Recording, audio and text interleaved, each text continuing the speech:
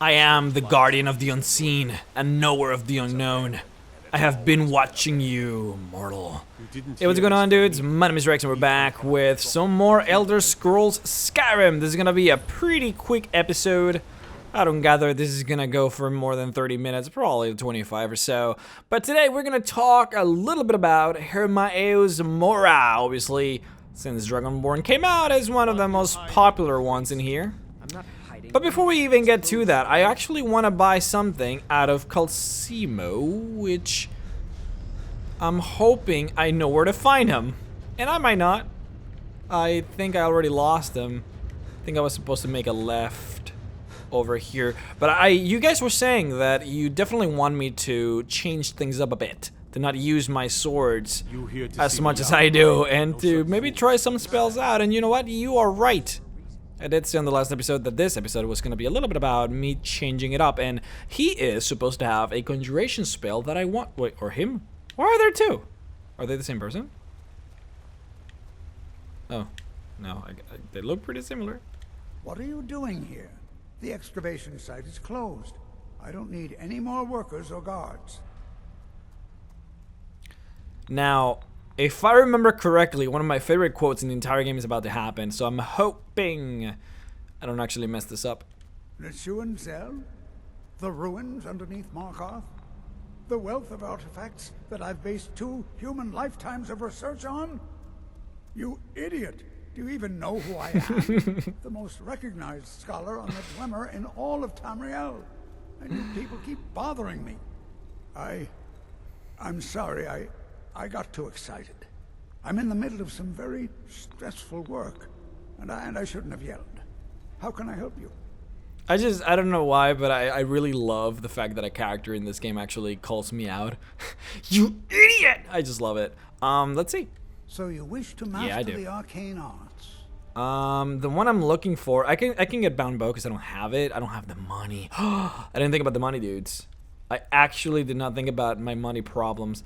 I might be able to just sell garbage to this guy, hoping to be able to afford it. Moira's ring. Yep. Shows how much I care, I suppose.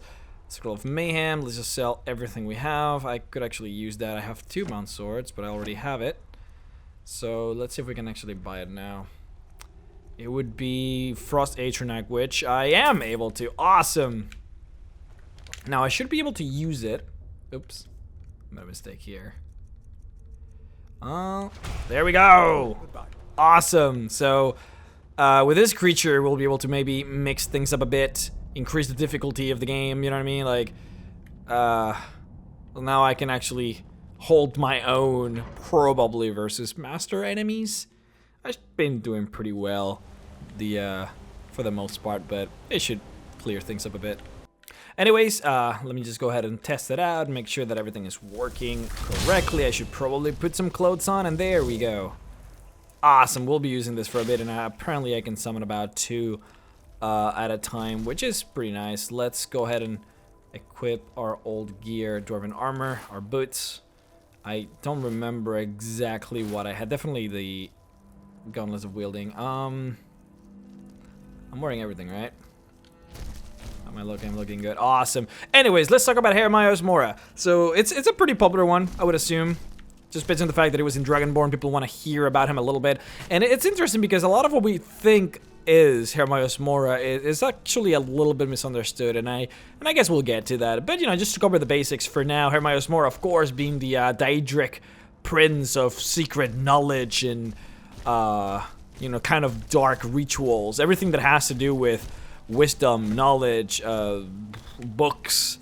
That's just kind of what he represents. His realm in Oblivion is, of course, Apocrypha, which is supposed to be this realm just full of bookcases that just go on by miles, filled with spirits who are looking through, rummaging about the bookcases, trying to find that information that they probably sacrificed their lives just to get.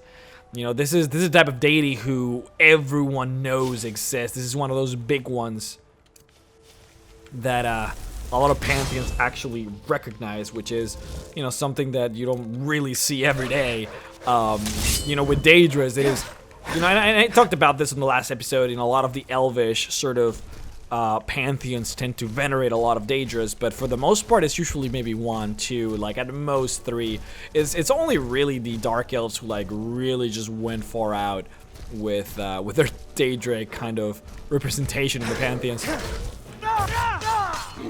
But Hermaeus Mora just happens to be one of those that it's fairly recurrent in a lot of pantheons. He's actually revered by the Bosmer, as I said in the last episode.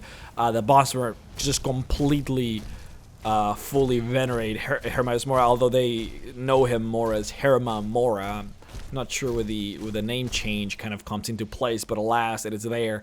The Khajiit also recognize Hermaeus Mora. The Nordic people also do as well, which is very interesting because you really don't get that at all. I mean, the Skull kind of obviously know Hermaeus Mora and they deal with him on a regular basis, but you don't really see the Skull kind of like being very happy about sharing their knowledge with Hermaeus Mora on the Dragonborn expansion. So it's very odd because the Nordic people are supposed to legitimately believe and love and venerate Hermaeus Mora, but they don't really, which is kind of interesting. I need to get... Wait, where exactly am I going? I need to go, like, all around the mountain. Alright. This might be a little bit awkward. But I want to talk a little bit about Xarxes, because I think he is the real treat, the main topic of this video, which might seem a little bit odd, but to be honest, there's not much to talk about Hermaeus Mora. Like, as a daedra, yeah, we know, most of what we know is from Dragonborn, and of course, you know, you get to see him, you get to check out Apocrypha, like, everything is in there. I don't think you guys really necessarily need me to talk too much about him, but Xarxes is where the interest comes. You see, Xarxes is actually a god in the Elmeri pantheon. Now, Xarxes is apparently... allegedly, because you know, this is not in the games really as much as it is just in like kind of the books that you find in the games and etc. But Xarxes is supposed to be an apprentice of Hermaeus Mora, and he happens to be a god in the pantheon of the elves, which is very interesting. You don't see that sort of shit happen very much. But on the last episode, I talked about this scribe of Auriel, this person who was supposed to kind of write down every meticulous detail about everything that the elves had to do. Whether it was a big deal or it was just like a minuscule event, this person would write down every single thing that would happen to the elves. Well, that person is Xarxes, and that was his job.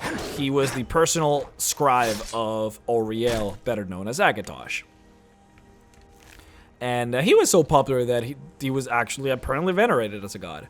Whether he had actual real power or not, I guess we don't really know necessarily, but he knew a lot of kind of secret information, which is, by the way, his actual realm in the pantheon. He's supposed to be to the elves, the high elves, that is, he's the god of secret knowledge. So he probably had a lot of kind of secret knowledge. I would assume so. It makes more sense for him to have.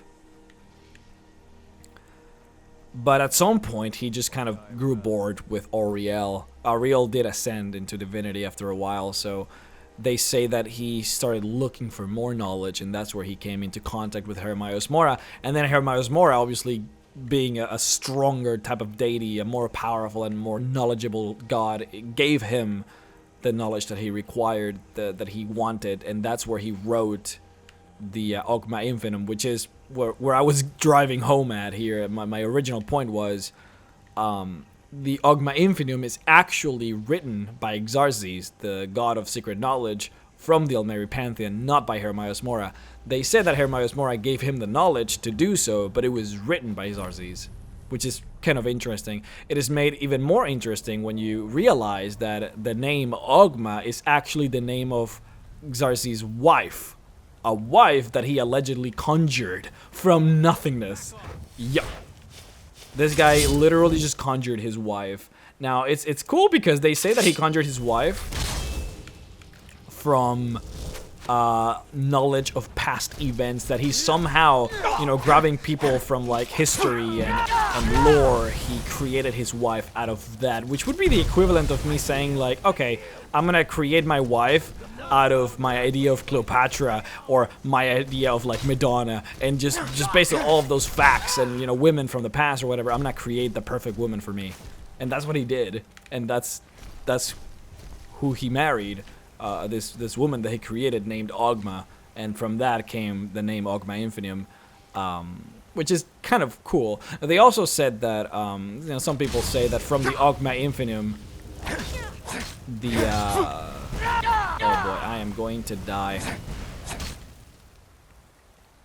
It is also kind of believed that from the Ogma Infinium, the Merum's Dagon obtained the information to actually make the Mysterium of Xarxes, and that's why the Mysterium of Xarxes is named that way. It's because the Ogma Infinium is made by Xarxes. So it's a little, you know, there's a lot of confusion in there, a lot of kind of misinformation, and of course a little bit of reading in between the lines with all of that, but you know, it's there. Some interesting informations to get. Where am I, man? I feel like I'm just lost here. There we go. We're currently doing Olava's token quest. So we're supposed to find an assassin of old in these old caves. It's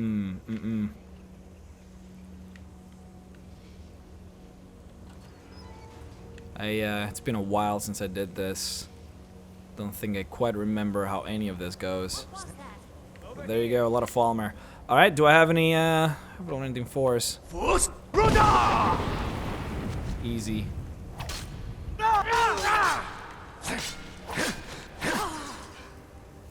Now, what else do I have for Xarxes? Do I want to talk about something else? I think, let me look at my notes. Ow. Jeez. Well, the, and this probably goes back to what I was, I'm gonna let her die. By her own hand. It's cool because, and you guys, I know that a lot of you kind of wonder why I side so much with the way elves see things. That is gonna kill me. You see that? See that over there? Wait, no, let me summon an Atronach over there. There we go. Some of you wonder why I side with the elves so much on lore and stuff, and it's because a lot of it is just way cooler, I think. Like, the human side of lore is very... It's very traditional, you know, like, alright, there's good and evil, and there's good gods and there's evil gods, and you should venerate the good ones and, you know, shoo off the bad ones, and it's very... I feel like the Elvish one is a lot more realistic, you know, they don't... It's all about ancestry, you know, if there's a spirit that has become very powerful, and it's a spirit that is worth venerating, then they venerate it, like, it's... really gets... simple like that. Which probably comes back to Xarxes, right? He's not really a god. I mean, evidently, Hermaeus Mora is stronger than he is, possesses more knowledge. But they don't care, because it's not really about that. It's about honoring your ancestors, right? And that's what it comes down to, and I like that. So, in a lot of tribes, in a lot of pantheons, what Hermaeus Mora is known as is not necessarily as a god that you should venerate as much as he's known as a demon. Which is a very interesting way of looking at it. A demon of knowledge. Hell, even the Nords. Since I talked about that before, I'm going to mention it now. The Nords actually see Hermaeus Mora as like a demon of knowledge. Someone that... Which I guess it is the... Because I was wondering, and I guess I will answer my own question. I was wondering why the Nords don't really venerate Hermaeus Mora that much when it is literally in their pantheon. But I suppose it is because... he's considered to be a demon that will try and obtain knowledge that you possess and trick you into giving him that information. In fact, a lot of the stories about like Wolfhearth and Shore and things, you know, those sort of people, they have a lot to do with. Oh boy, yeah, we're really getting in deep here. They really have a lot to do with Shore, you know, being like. Telling stories and myths and legends about him trying to avoid giving information to Hermaeus Mora, and Hermaeus Mora trying to trick them into becoming elves, and you know, there's a lot of crazy myths out there with Hermaeus Mora. This is the time where I definitely need my Atronach. I'm lagging a little bit, so I'm sorry if you guys can feel it.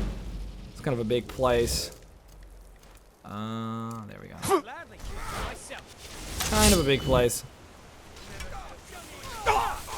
Oh, Jesus. But yeah, I mean, that's pretty much mostly what I wanted to cover. I know it's just a small episode, guys. I'm sorry, I probably won't even be able to finish this mission. Just wanted to talk a little bit about Hermaeus Mora, some of those kind of differences in what people might believe in and what it's in like the lore, especially with the Ogma Infinite. I wanted to talk a little bit about that because I found it to be so interesting, and I wanted to do an extra video because I feel like the last one was a little bit too short, and as of now I still haven't seen the voting, the straw poll on what you guys want, the longer videos or shorter videos, so I'm not sure really where to kind of hit. Ow. But a lot of potions. A lot of potions. Wait, so my guy died? Hold on. Just Damn.